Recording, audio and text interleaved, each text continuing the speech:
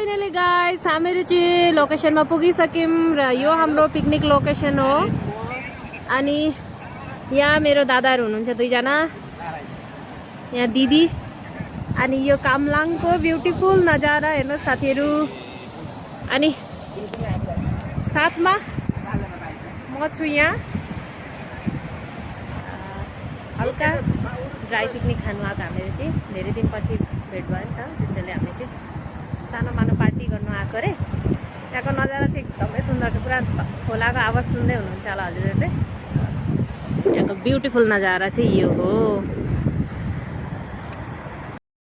यहाँ चाहिँ हाम्रो रोस्टिङ चल्दैछ गाइस,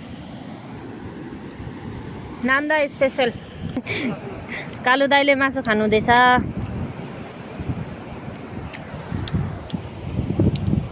हामीले ल्याएको थिएनौँ, त्यसैले यो सिल चाहिँ मासु पोल्ने सिल चाहिँ हामीले यहाँ भेटेको, चोरेको भन्दा पनि भेटेको हामीले।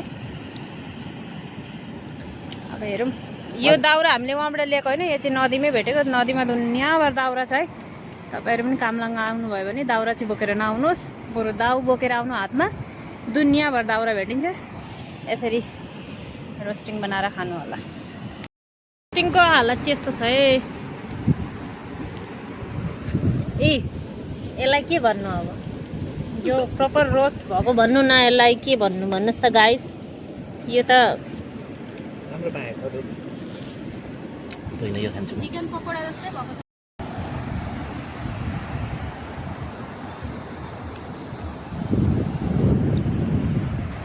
सो साथीहरु, यो चाहिँ हामीले रोस्टिङ गरिसकेरको आगो कस्तो राम्रो तातो जलिरहेछ। अनि माथि यो कामलाङको भ्यू हेर्नुहोस्, साह्रै ब्युटिफुल छ, साह्रै राम्रो छ। यहाँ हेर्नुहोस् न, सबसे इन्ट्रेस्टिङ यहाँ हेर्नुहोस् न, मुन निस्किँदैछ गाइस। एकदमै ब्युटिफुल लागिरहेको छ यो नजारा हामीले विटनेस गर्नु पाएकोमा। र हाम्रो दादा चाहिँ यहाँ पोज दिनु हुँदैछ, अर्को दादा चाहिँ यहाँ पुरा क्यामेराम्यान, दुईजना दादाहरू। र मेरो दिदी चाहिँ थाहा छ नि कता गयो, दिदी उहाँ भिडियो बनाउँदैछ, म पनि यहाँ यता भिडियो बनाउँदैछु।